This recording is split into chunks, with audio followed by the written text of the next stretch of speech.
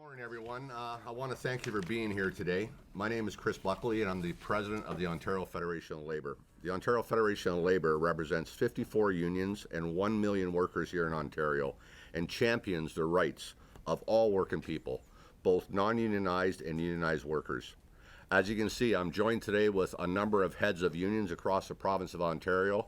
Hundreds of workers and activists are in the building as a result of our press conference today and as a result of our submission to the government related to Bill 148. With me at the front is Ernesto, Pam, Arindira, and Rabbi Shalom. We're here to talk to you about what it is that Ontario workers need in Bill 148. But first, I want to congratulate every single person in Ontario who has been part of making sure that MPPs know exactly what Ontarians need when our outdated laws are changed. It's part of the reason we partnered with the Fight for $15 in Fairness and fully endorse their demands. Together, we're pushing for positive changes to the LRA and ESA. Workers know that Bill 148 doesn't go far enough, but it can. A $15 an hour minimum wage in 2019 will be a great improvement. It's going to make a big difference for the 1.7 million Ontarians who earn at or near minimum wage. But minimum wage is not the only thing that makes decent work in Ontario. For the last 2 weeks, at hearings across the province, workers have been talking about the changes we need in this province for decent work. Workers have talked about the need for fair wages and making it easier to join a union. They have called for card-based certification across all sectors and for designated paid leave for domestic violence survivors. They have said that exemptions to the minimum wage constitute discrimination against young workers and liquor servers.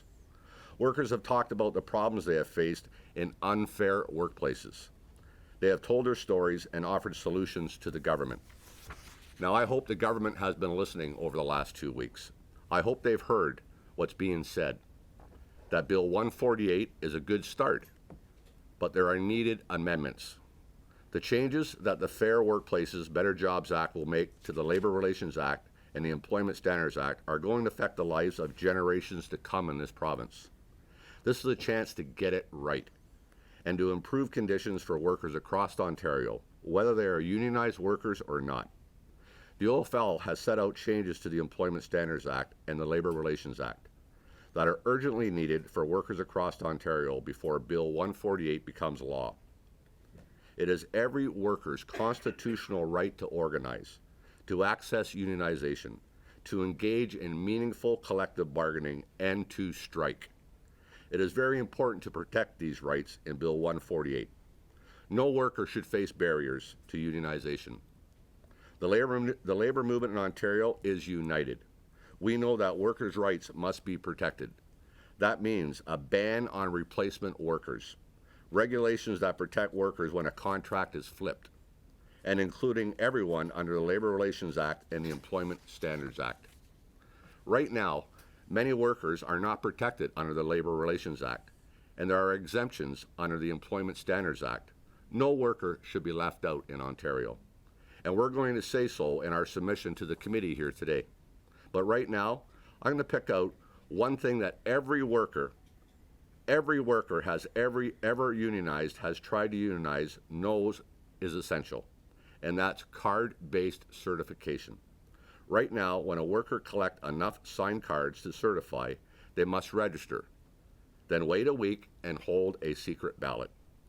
That week does nothing but give employers a chance to work against union organizers and to intimidate workers. We want this government to get rid of the requirement for a second step and allow card-based certification. A signed union card must count, and when enough union cards are signed, workers must be able to unionize. This is allowed in the federal jurisdiction and in the male-dominated construction industry. Why wouldn't it be allowed in every other workplace in this province? I can't tell you how many workers I've spoken to who are suffering because of our outdated employment and labor laws. Today, Ernesto, about why card check is so important. Let's make sure that this Ontario is the Ontario we want, that is fair and equitable.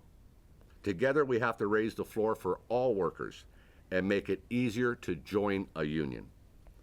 Most of us know of a young person who is struggling to find full-time work in this province, or who can't afford to move out of their parents' house and start their lives. We owe it to young people in the province of Ontario to create decent work and give them a good future. I urge the government to listen to what they're hearing from workers and make it fair for all Ontarians. Make the amendments to Bill 148 that workers are calling for.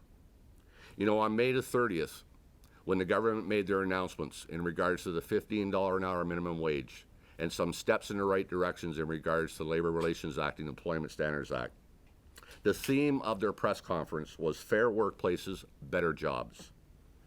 So I say if the Ontario government was serious that day in creating fair workplaces and creating better jobs, they must go farther with Bill 148. I'll now turn it over to Ernesto. Ernesto? Thanks very much. My name's Ernesto Espinoza. I'm a breakfast chef at Soho House, Toronto. We recently tried to unionize in May. And, Soho House is a private club downtown Toronto for the entertainment industry. Just so you get an idea, these guys, this company made $28 million last year. My co-workers and I decided to unionize after a hot week last August, and they refused to close down. Many of my co-workers had heat stroke. Co-worker fainted. Instead of calling an ambulance, employers just snuck them out the back. So they even shut down the heat sensors that are connected to the fire alarm to avoid from closing.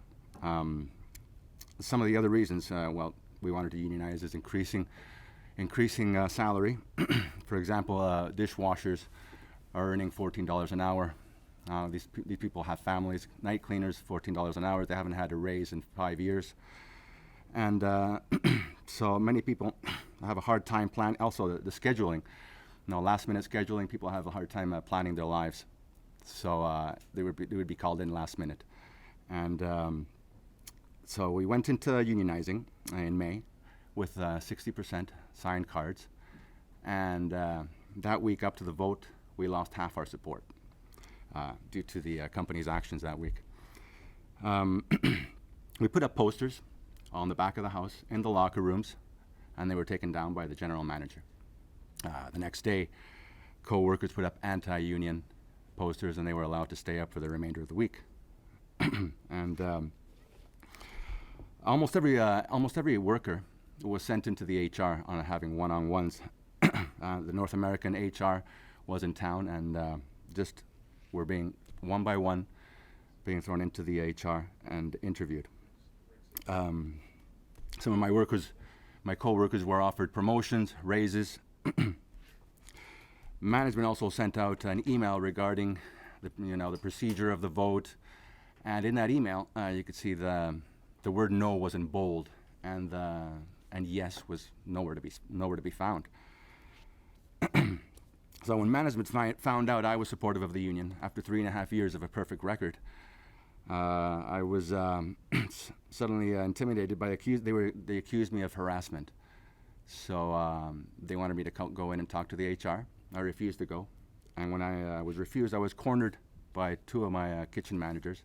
I was cornered in a stairwell, and said if I didn't go, I would be suspended.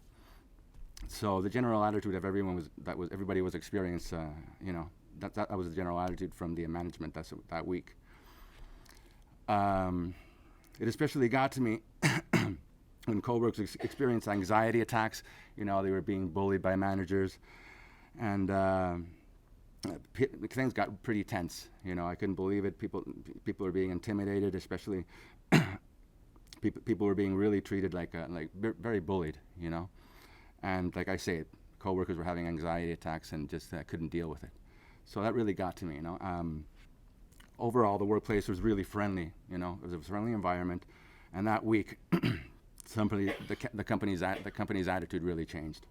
So many of my coworkers were intimidated by that. So this is why the card check is needed, and workers were card check is needed because we wanted to unionize, and losing half our support just during that week as you see what went on.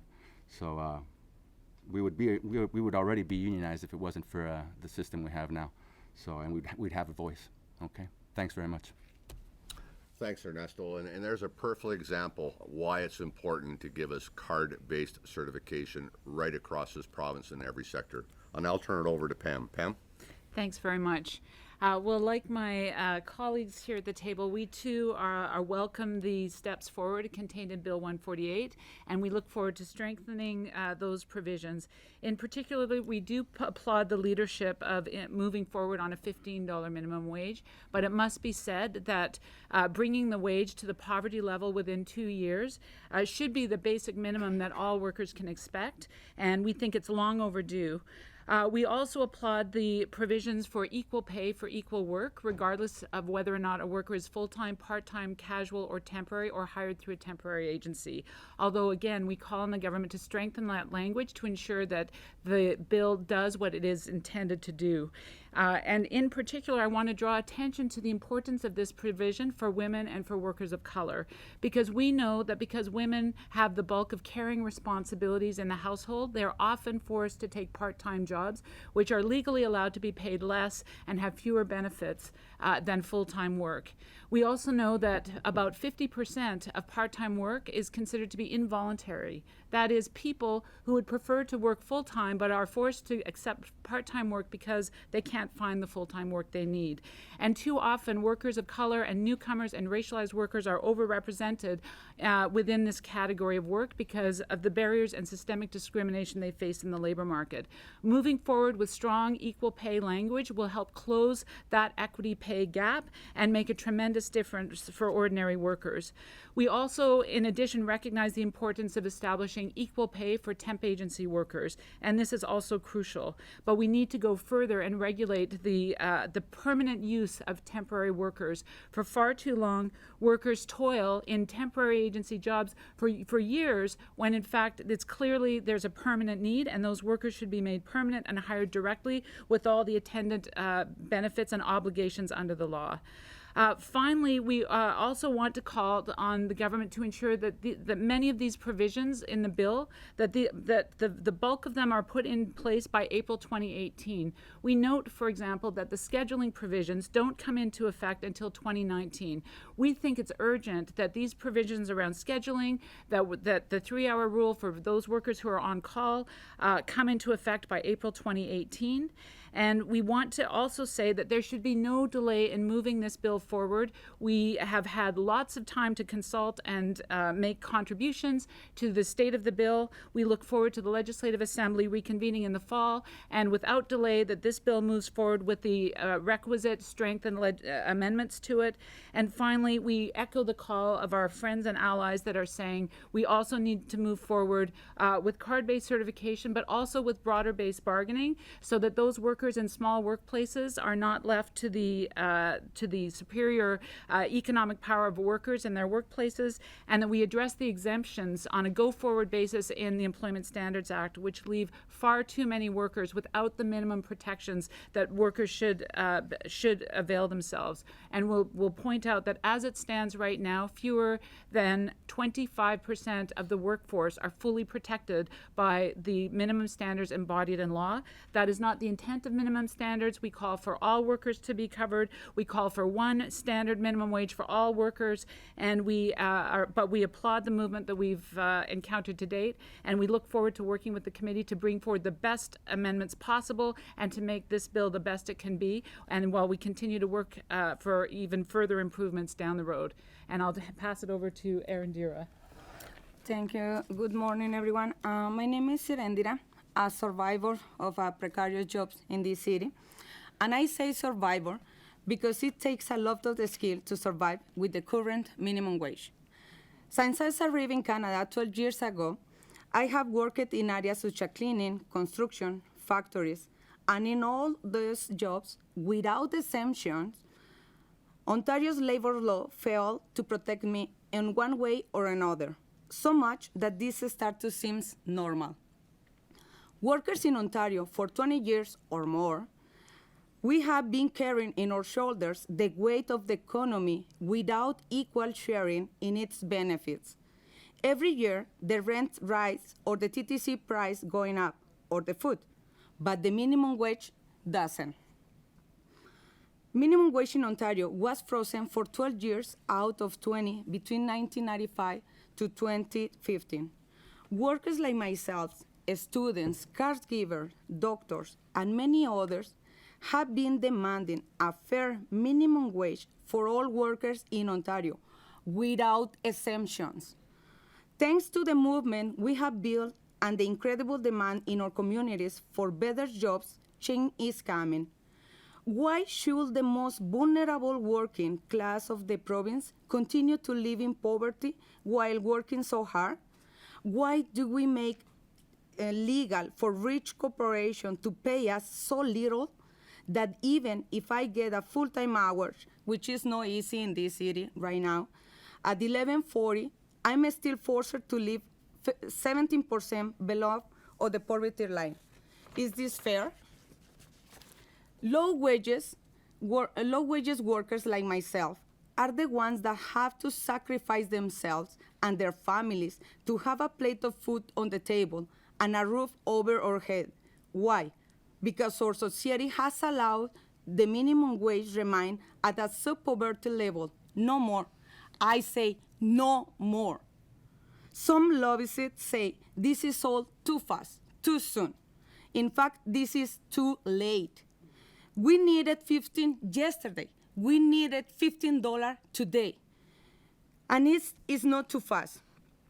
Bill 148 will bring forward lots of important changes we urgently need. There are parts of the bill that can and should be stronger, and this is why we are speaking out today. I'm talking a lot of workers in my neighborhood and across Toronto. People are very excited about 15 minimum wage and Bill 148. They say it's about time. More workers in Ontario are watching closely to see what is happening with the public hearings on Bill 148. We are paying attention to what position each political party will take. This is why each member of the parliament needs to think carefully. They need to ask themselves, do they want to continue keeping people in poverty? Because opposing or slowing down a minimum wage will mean exactly that. Thank you. Thank you. Rabbi. Good morning. My name is Rabbi Shalom Schachter. I'm the Toronto Board of Rabbis representative to the Interfaith Social Assistance Reform Coalition, or ISARC. ISARC has worked very closely with the Workers' Action Center in support of the Campaign for 15 and Fairness, and in fact over 200 faith leaders from across the province through all faith communities have signed the Faith Leaders Statement in support of the campaign. I presented on behalf of ISARC to the committee on Wednesday in Niagara, and individual faith communities, including the Toronto Board of Rabbis, are either making oral deputations or written submissions. Why are faith communities interested in Bill 148? We see the impact of the inadequate labor standards on our congregants. We see the anguish of members of our congregations who have to work multiple jobs and don't have the time to be active caring parents to their children, don't have the time to be active in their neighborhoods, and don't have the time to attend houses of worship. We see the anguish of middle-class university graduates who have to come home and live in the homes of their parents because they can't get permanent work and therefore don't feel comfortable signing leases or buying houses and are delaying the start of family formation, having children, because of the concerns that they won't be able to properly support them. We see the anguish of parents who can't afford to miss a day of work so that they can go look after one of their children's needs, either in the school or elsewhere in the community. All of our religious communities have theological reasons for helping the disadvantaged. Within my faith community, we have a hierarchy of helping the disadvantaged, and the highest level is sort of like the saying about better to teach a person to fish than give them a fish. We want workers to be able to have the tools to become self-sufficient, and in the modern labor economy, that means easier access to unionization and collective collective bargaining. If I can make a statement for a moment about a card check. And the question is, what are unions and workers afraid of in terms of having elections? Shouldn't everybody have a secret ballot? Well, in the public elections process, one candidate can have maybe 1% of the electorate sign their nomination papers, and if they're the only one to file nomination papers, they get elected by acclamation without a secret ballot. And we've heard some of the problems about involvement of a foreigner in the workers' election. The employer. We pay attention to the media down south about concerns of Russian intervention in the U.S. election. Well, employers' involvement in workers' elections is similar that exists because of freedom of association. We can't freedom of expression. We can't stop that, but if there's a way of demonstrating worker support without the mischief opportunity of employers of getting involved in elections, I think that we're all better off. We know of the union benefit in terms of higher wages and better working conditions. We know that even in terms of employment standards, that many of them are not enforced by workers because of their fear of isolation, intimidation, and it's only if workers are unionized that they have the tools to enforce minimum standards. Thank you, Rabbi. Well, folks, that concludes our press conference. We're open to any questions before we go to the committee meeting. Seeing none, motion to adjourn is in order. All those in favor? Opposed? Carried unanimously. Thank you very much for being here, folks. Thank you for the time.